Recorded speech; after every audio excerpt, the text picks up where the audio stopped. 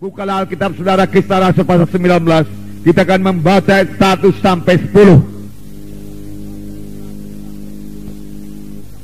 Di sini dikatakan, saudaraku, dalam tempo 2 tahun semua penduduk Asia mendengarkan firman Tuhan.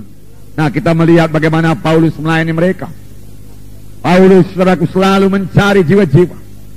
Bahkan Paulus tidak segan-segan, di sini dikatakan, saudaraku, menjelajah daerah-daerah pedalaman dan tiba di Efesus. Pernahkah kita menjelajah daerah-daerah pedalaman untuk mencari jiwa-jiwa?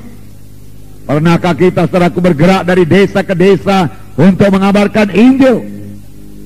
Saudaraku yang kekasih dalam nama Yesus, boleh juga, saudaraku, roh Tuhan menggerakkan saudara. Itu satu hal yang sangat menggemarkan hati, mensukacitakan melihat jiwa-jiwa menjadi percaya dan menerima Yesus sebagai Tuhan dan Juru Selamat mereka. Namun di sekitar kita ini, saudaraku, masih banyak sekali jiwa-jiwa yang terhilang, jiwa-jiwa di luar Yesus. Saudara, kita mengetahui bahwasanya jiwa-jiwa yang di luar Yesus semuanya terhilang, karena hanya satu jalan ke surga, yaitu Tuhan Yesus Kristus. Paulus sampai di Efesus dan dia bertemu dengan 12 orang murid. Dengan bersemangat Paulus melayani, walaupun hanya 12 orang murid saja. Paulus bertanya kepada mereka dengan satu pertanyaan yang penting. Paulus tidak bertanya kepada mereka, sudahkah engkau sembuh daripada penyakitmu? Dia tidak menanyakan pertanyaan demikian. Paulus juga tidak bertanya, sudahkah engkau keberkatan? Bagaimana bisnismu sekarang? Sudahkah bisnismu berkelimpahan? Karena Tuhan berkata, aku datang supaya domba itu berhidup berkelimpahan.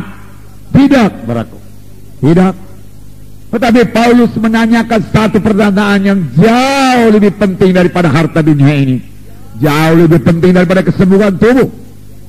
Oleh sebab itu, saudaraku, biarlah kita datang kepada Tuhan bukan hanya mencari kesembuhan tubuh, bukan hanya supaya kita keberkatan, tetapi terutama supaya kita semua sampai kepada maksud Tuhan dalam hidup kita. Karena di dalam Yesus kita ini semua harus bertumbuh. Di dalam Tuhan ini semua kita ini harus berubah. Firman Tuhan tadi berkata, perkara lama lenyap, perkara baru timbul. Oleh sebab itu Paulus menanyakan satu pertanyaan yang amat penting. Sudahkah kamu menerima Roh Kudus tatkala kamu percaya? Jadi Paulus tahu mereka sudah percaya. Paulus mengakui mereka sudah selamat. Tetapi Paulus belum tahu dengan pasti apakah mereka sudah dibaptis dengan Roh Kudus atau tidak. Baptisan Roh Kudus sangat penting. Waktu murid-murid mau berangkat menginjil, Tuhan Yesus berkata kepada murid-murid, tunggulah di Yerusalem sampai kamu dilengkapi dengan kuasa dari Maha Tinggi. Karena Yohanes membaptis kamu dengan air, tapi tidak lama lagi kamu akan dibaptis dengan Roh Kudus. Tuhan Yesus sendiri menyuruh murid-murid menunggu Roh Kudus. Itu sebabnya Paulus bertanya, sudahkah kamu menerima Roh Kudus tatkala kamu percaya? Dan jawaban mereka mengherankan Paulus. Mereka berkata, kami belum pernah dengar kalau ada Roh Kudus. Heran juga. Saudaraku, dalam perjanjian lama banyak diceritakan mengenai Roh Kudus. Buku Joel mengatakan, pada akhir zaman aku akan mencurahkan Rohku kepada segala manusia. Dan mereka itu akan bernubuat, teruna-terunamu akan mimpi berbagai-bagai mimpi, tua-tuamu melihat penglihatan-penglihatan, dan ke atas hambaku laki-laki dan perempuan aku akan mencurahkan Rohku pada masa itu. Ini ditulis, saudaraku, oleh Nabi Joel kira-kira 700 tahun sebelum Yesus datang. Nah, saudaraku yang kasih dalam nama Yesus, bahkan Yohanes Pembaptis sendiri berkata, saudaraku, aku membaptis kamu dengan air,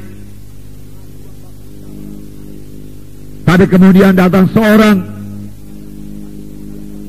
aku tidak berlayak membuka tali kasutnya, dialah akan membaptiskan kamu dengan Roh Kudus dan api.